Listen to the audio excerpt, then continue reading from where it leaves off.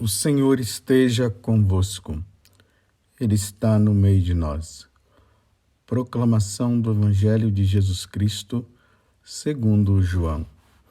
Glória a vós, Senhor. Naquele tempo, disse Jesus a seus discípulos: quem acolheu os meus mandamentos e os observa, esse me ama. Ora, quem me ama será amado por meu Pai, e eu o amarei e me manifestarei a ele.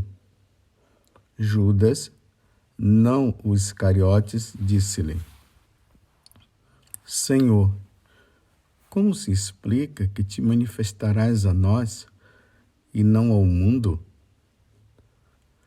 Jesus respondeu-lhe: se alguém me ama, guardará a minha palavra, e meu Pai o amará, e nós viremos e faremos nele a nossa morada. Quem não me ama, não guarda a minha palavra. E a palavra que escutais não é minha, mas do Pai que me enviou.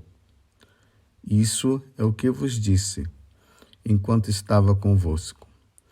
Mas o defensor, o Espírito Santo que o Pai enviará em meu nome, ele vos ensinará tudo e vos recordará tudo o que vos tenho dito. Palavra da salvação. Glória a vós, Senhor. Meus irmãos e minhas irmãs, entramos em mais uma etapa desse tempo da Páscoa que nós estamos vivendo.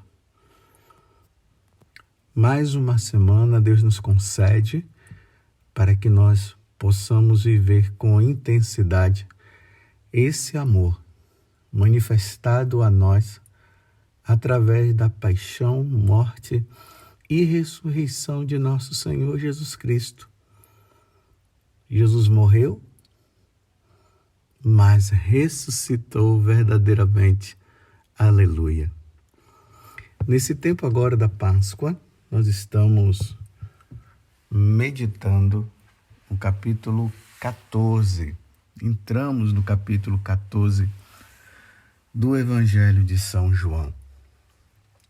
Lembremos o seguinte: capítulo 13, 14, 15, 16 e 17 são os capítulos onde Jesus está na última ceia.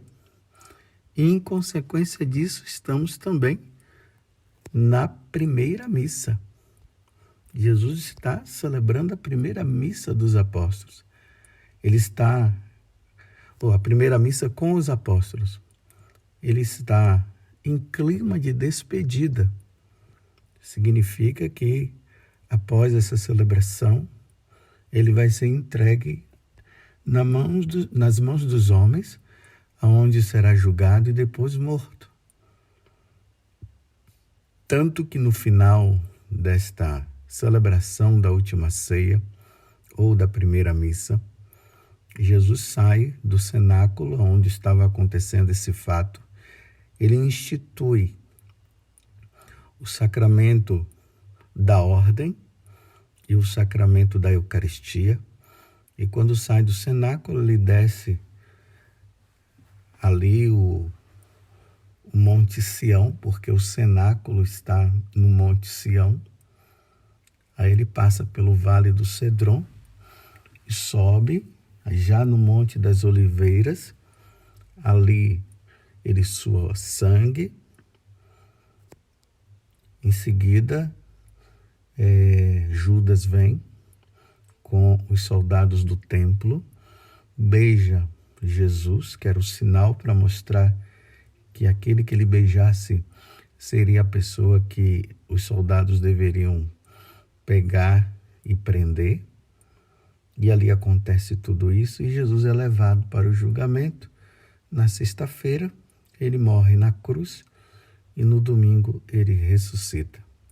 Então é esse clima de despedida. Como nós também estamos na Páscoa, nós podemos ver também esse clima de despedida de uma forma diferente. Agora, Jesus está ressuscitado está se despedindo dos apóstolos. Ele fica 50 dias ensinando os apóstolos e ele aproveita agora para falar algumas coisas, ensinar, e depois ele sobe aos céus, onde nós celebraremos a ascensão do Senhor daqui a uns domingos. É nesse clima, é nessa despedida, nesse capítulo 14, que agora Jesus fala um mistério muito importante e que nós precisaremos compreender. Esteja atento ao que Jesus está dizendo. Ele diz assim: quem me ama será amado por meu Pai, e eu o amarei e me manifestarei a ele. Olha só. Quem me ama será amado por meu Pai, e eu o amarei e me manifestarei a ele. Mas antes ele diz: quem acolheu os meus mandamentos e o observa, esse me ama. Entendam o que Jesus está dizendo. Quem acolhe os mandamentos dele, isso mostra que o ama.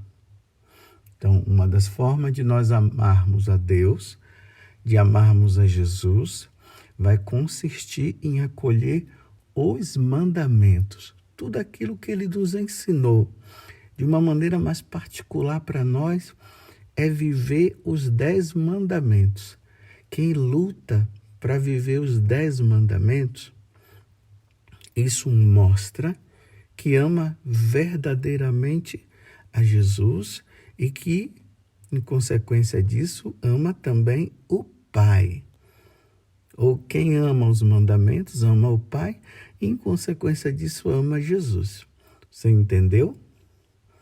Então, nós devemos lutar, devemos fazer de tudo para que nós possamos cumprir os mandamentos do Senhor. Aqui eu abro um parênteses para dizer o seguinte: não é cumprir os mandamentos simplesmente para não ir para o inferno. Então eu tenho que cumprir os mandamentos, senão eu vou para o inferno. Então eu vou fazer tudo que Jesus manda, assim eu me salvarei. Não, não é nesse sentido. Jesus está dizendo que quem ama é por amor, é por livre e espontânea vontade, é por sabermos que quem pratica os mandamentos está fazendo a vontade do Pai, está cumprindo o que o Pai nos ensinou e pediu, que é um bem para nós. Claro, a consequência de quem cumpre os mandamentos da lei de Deus realmente vai ter como consequência o céu. Essa é a consequência. Mas não vamos simplesmente fazer isso por causa do céu. Vamos fazer isso por amor, por amarmos a Deus. Por sabermos que quando nós não praticamos os mandamentos, nós estamos mostrando que nós não amamos. Nós estamos mostrando que nós queremos viver a nossa vida livre, sem que Deus possa nos ajudar, sem querer Deus. É simplesmente isso. Então, quem acolhe os meus mandamentos e os observa, esse me ama, tá vendo? Ora, quem me ama será amado por meu Pai, e eu o amarei e me manifestarei a ele. Simples assim. Os santos, quando eles procuravam praticar os mandamentos da lei de Deus, era assim que eles procuravam viver. Era assim que eles procuravam realizar. Desta forma, por amor. Simplesmente por amor. Aí entra o temor de Deus, essa virtude, esse dom do Espírito Santo. Eu tenho que fazer tudo por amor a Deus. Eu não posso ofender a Deus. Eu tenho medo de ofender a Deus. Não é que eu tenha medo de ofender a Deus porque depois Ele vai me castigar. É que eu amo tanto. Nós amamos tanto a Ele que nós ficamos com medo de ofendê-lo. É nisso que consiste essa virtude, esse dom do Espírito Santo, o dom do temor de Deus.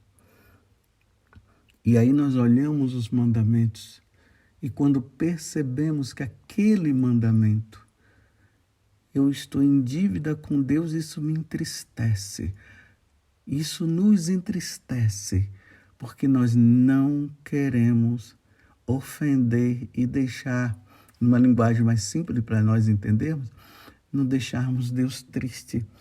Já pensou Deus olhar para você e você não ser a alegria de Deus, mas simplesmente a tristeza por não estar fazendo aquilo que Ele quer? É triste demais.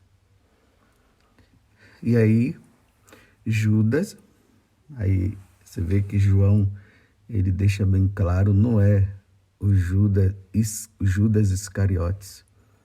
Falou para Jesus: Senhor, como se explica que te manifestará a nós e não ao mundo?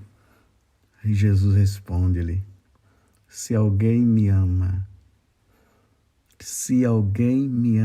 vou repetir mais uma vez, se alguém me ama, guardará a minha palavra e o meu Pai o amará.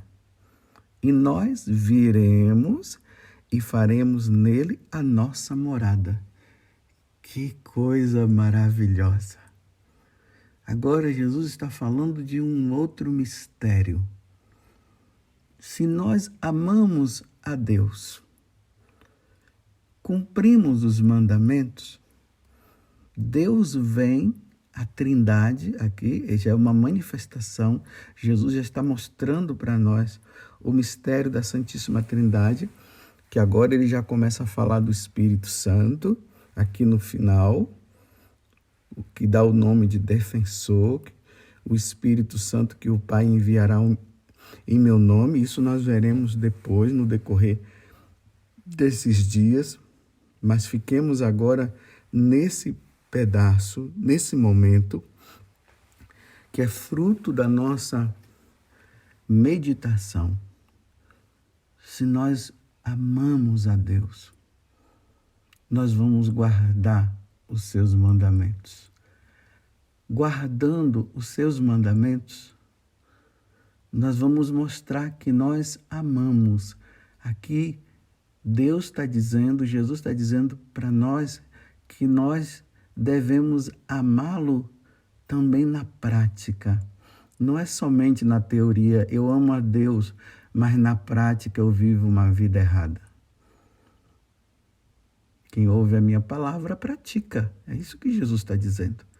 E aí, a Trindade, o Pai, o Filho e o Espírito Santo habita dentro de nós. É por isso que São Paulo diz que nós somos templo do Espírito Santo. Nós somos templo de Deus. O templo é o lugar onde Deus está. E ali os fiéis vão para lá para oferecer o sacrifício, vão lá para rezar. É isso que se dá nas nossas igrejas. Então, ali na igreja, quando nós entramos, na igreja católica, é preciso especificar, porque hoje se fala tanto de tantas igrejas, né? Aqui eu estou falando da igreja católica. E nós cremos nisso. Quando nós entramos na igreja católica, lá tem o sacrário. Ali tem um altar. Lá está aquela luz vermelha indicando a presença de Deus. Deus habita nesse lugar sagrado. E é neste lugar sagrado que nós vamos ali, e ali nós rezamos e ficamos diante da presença de Deus. Aqui Jesus está dizendo que quando nós praticamos os mandamentos, Deus habita dentro de nós. aqui dá para entender agora, meus irmãos, o que é uma pessoa em estado de graça e uma pessoa em estado de desgraça. A pessoa em estado de graça é aquela pessoa que não está em pecado mortal. A pessoa em estado de desgraça é aquela que está no estado de pecado mortal. Então, quem está no pecado mortal é porque não pratica os mandamentos. Então, agora vocês vão entender. Jesus está dizendo que quem o ama, ama o Pai, ama Ele, vai amar o Espírito Santo. Aqui está o mistério da Santíssima Trindade. Ama porque pratica os mandamentos. Então, significa que está em estado de graça. Estando em estado de graça, Deus vem e habita em nós. Se a pessoa ela está em estado de desgraça, ou seja, ela não pratica os mandamentos da lei de Deus, e aqui, meus irmãos, um mandamento só já é o bastante para se mostrar que não ama a Deus, viu? Porque tem gente que diz assim, não, eu amo a Deus e pratico os mandamentos, mas ele pratica só 9. Tem um que está em dívida, então, só por causa desse mandamento, isso mostra que você não o ama. E aí, meus irmãos, se não pratica o mandamento, é uma demonstração de que não ama a Deus. E por isso Deus não habita. Entendeu agora o que é que acontece quando uma pessoa está em estado de pecado mortal? Quando ela está em estado de pecado mortal, Deus não habita nela. Deus fica fora dela. Mas tem gente que diz assim, não, mas quando eu peço as coisas a Deus, Deus dá. Deus dá sim. Deus dá para os bons e dá para os maus. Deus faz chover para os bons e faz chover para os maus. E às vezes Deus poderá até estar dando aquilo que você está pedindo para ver se você, diante deste amor de Deus, você conserva os mandamentos no coração e na vida. Tudo é chance que Deus está dando. Mas uma pessoa ela pode estar sem Deus, porque ela está no pecado mortal, mas mesmo assim materialmente Deus poderá ajudar. É por isso que muitas vezes nós dizemos que aquelas pessoas que são más, parece que tudo vai dando certo na vida dela, né? Mas tudo na questão material. Mas na questão espiritual, ela está num desastre, ela está caminhando para o precipício, ela está sem Deus no coração, Deus está dando chance para ver se ela se converte, mas ela não quer se converter. Então ela está em estado de desgraça, porque quem ama a Deus pratica os mandamentos, e praticando os mandamentos, Deus passa a habitar. Então, quando a pessoa está em estado de pecado mortal, Deus não habita nela. É por isso que a pessoa não pode receber a Eucaristia. Como é que ela pode receber a Eucaristia se ela está em dívida com Deus? Se ela está no pecado mortal, como é que ela pode? Isso é sacrilégio. É como se a pessoa forçasse Deus, Jesus Eucarístico, a entrar no coração dela. Mas não pode. Quem está em estado de pecado mortal, ou seja, não está praticando os mandamentos, ela está em estado de desgraça, então Deus não habita nela. Vamos voltar ao raciocínio? Vamos voltar à verdade de Deus? Se alguém me ama, guardará a minha palavra, e o meu Pai o amará. E nós, aqui já entra o mistério da Santíssima Trindade, tá vendo? E nós viremos e faremos nele a nossa morada. Então vamos falar o contrário agora? Se alguém não me ama, não guardará a minha palavra. E o meu Pai não vai amá-lo, porque ele não quer amar. E nós não viremos a ele. e não faremos nele a nossa morada. Compreendeu, meus irmãos? Como nós precisamos estar em estado de graça? Vamos ver na prática. Quantas pessoas vivendo no mundo da corrupção, desvio de dinheiro. Como o Papa Francisco falou muitas vezes, que dentro da igreja existe corrupção. Que coisa difícil de se ouvir. Dentro da igreja há corrupção. Como que os seguidores de Jesus poderiam viver essa corrupção, desvio de dinheiro?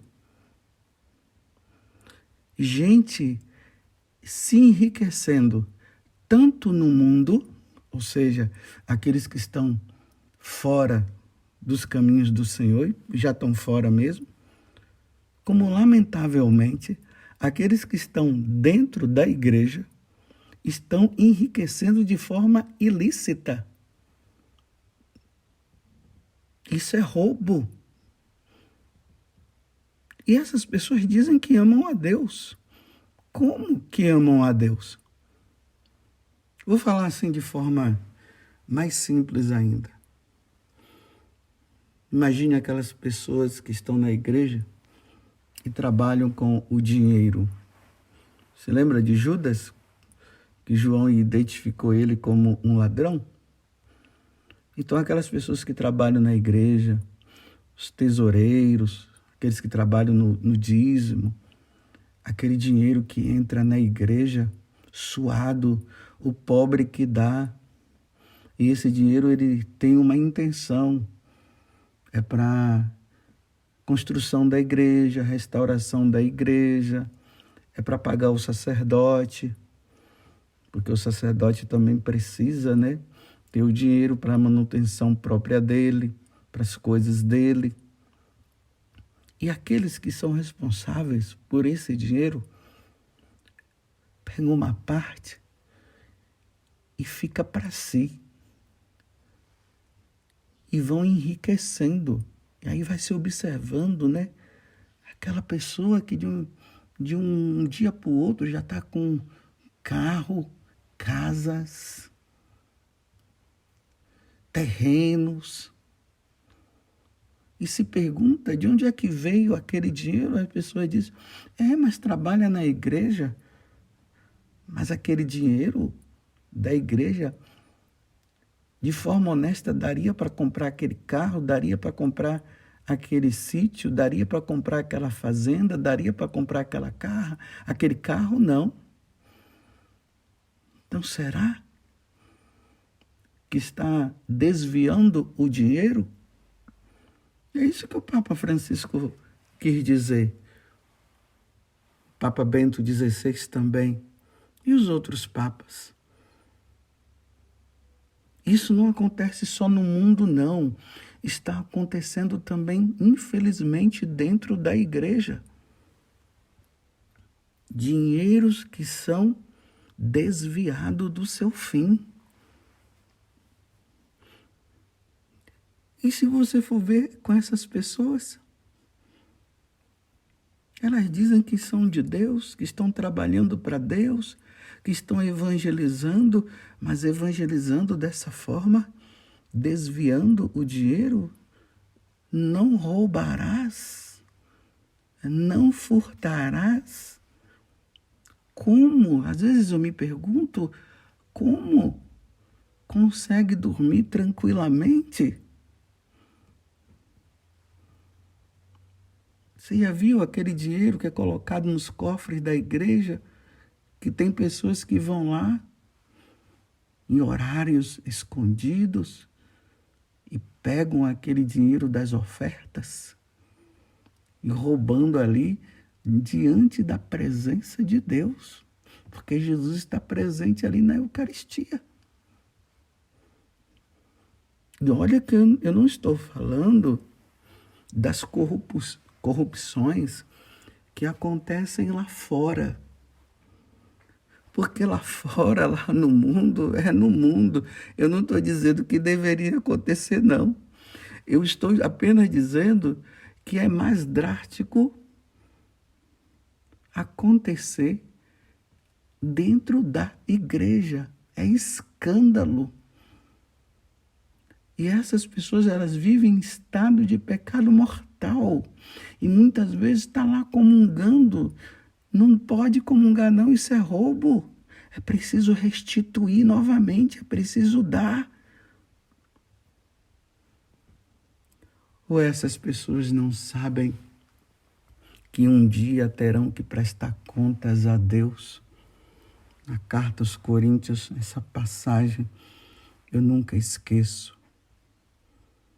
Todos nós teremos que um dia ir diante do tribunal de Deus e lá iremos prestar conta dos nossos atos cometidos neste corpo, ou seja, cometido neste mundo.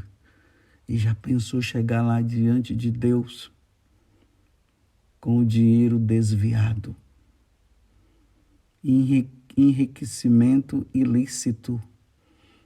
Para nós católicos, isso nunca deveria acontecer, porque nós sabemos que nós estamos de passagem nesse mundo. Nós não vamos viver eternamente nesse mundo. Voltemos agora ao que Jesus falou. Eu dei um exemplo dentre todos os mandamentos. Eu falei do mandamento não furtarás. Eu poderia dar outros exemplos também. Então vamos voltar agora ao Evangelho. Se alguém me ama, guardará a minha palavra. E lá em cima Jesus fala, guardará os meus mandamentos. E meu Pai o amará. E nós viremos e faremos nele a nossa morada. Quem vive na corrupção está em estado de pecado grave, de pecado mortal. E aqueles que estão em volta e ajudam nessa corrupção, eles também estão na corrupção. Não adianta a pessoa dizer assim, o problema é dele, não é meu. Não. Se você está cooperando, se você está assinando coisas ilícitas, você também está contribuindo para a corrupção. Isso é pecado mortal. Deus não habita no coração. Deus não vai habitar porque a pessoa está em estado de pecado mortal. É preciso se confessar e fazer o firme propósito de não fazer mais isso e devolver o que foi roubado. Senão, passará por um julgamento severo. Cuidado com essa história que Deus é amor, que Deus é misericórdia e não se fala mais da justiça divina. Então é muito fácil dizer, Deus me ama, Deus é misericórdia e eu continuo na corrupção e por isso todo mundo vai para o céu de novo também. Você acha que um corrupto irá para o céu? Não vai. Não furtarás, não roubarás, não se engane. É tempo de conversão, é tempo de mudança. Se não guardar os mandamentos, Jesus, a Santíssima Trindade, né? O Pai, o Filho e o Espírito Santo não habitará. Não habitando, a pessoa não pode receber a Eucaristia. Não habitando Deus nela, e ela morre nessa condição, ela não se salvará. É tempo de arrependimento. Façamos o que é correto enquanto é tempo. Vou repetir de novo e terminar essa meditação onde nós precisamos rever a nossa vida. Imagine o enriquecimento de forma ilícita. Aí você olha assim, aquela geladeira, aquele carro, aquela casa, aquele terreno, aquele prédio, tudo é roubado, porque foi adquirido de forma ilícita. Não foi tirado do suor, do dia a dia, do trabalho honesto, foi do trabalho desonesto. Então, tudo aquilo ali é roubo, é a prova. E Deus é quem sabe. Pode se enganar as pessoas, mas a Deus ninguém enganará. Se alguém me ama, guardará a minha palavra, ou seja, não será corrupto, não roubará. E o meu Pai o amará, e nós viremos e faremos nele a nossa morada. Quem fizer o contrário, aguenta firme, porque não vai ser fácil no dia que for diante de Deus. Cada um examine a sua consciência. Louvado seja nosso Senhor Jesus Cristo, para sempre seja louvado, e a nossa Mãe Maria Santíssima.